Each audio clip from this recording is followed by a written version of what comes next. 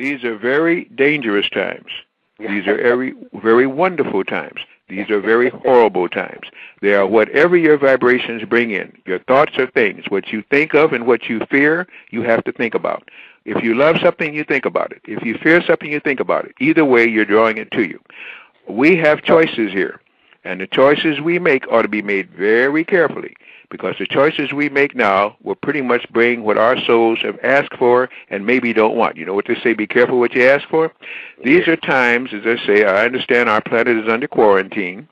We've got 13 different kind of alien and extraterrestrial races intermingling with us right now. Some of them are much different looking, so the government hides them in underground places and laboratories and islands and stuff like this. But these are times of choice. It's a time now where concentrated thought and spirituality must be used. It will be used either for you or against you. You can join the party and begin to also use it, or be subject to anybody that's using it upon you because you don't have enough energies or sense or awakened enough to begin to use it yourself. These are dangerous times. These are forbidding times. These are wonderful times. These are glorious times. It's glorious for those who now can awaken and see the power within and begin to lift that veil of Maya and understand what really religion is, what really race is, what really this planet is. And only when you awaken to a problem can you do anything to solve it. This is a time for solving it, not a time for fear.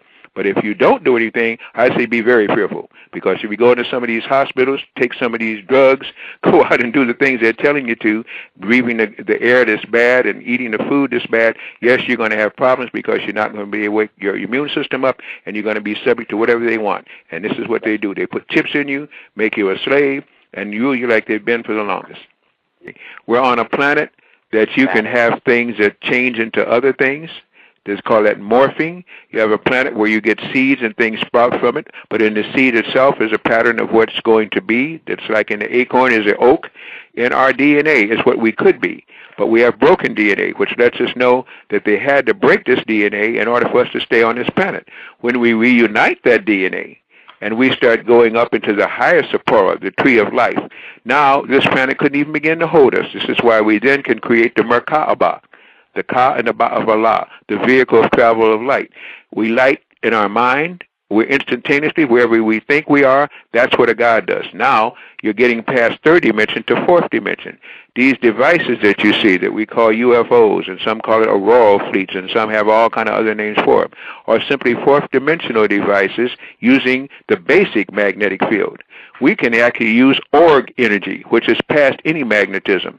We can begin to use ships of light and go and recreate anything we want. They can't do that. But when you have a soul, you can travel anywhere you want to.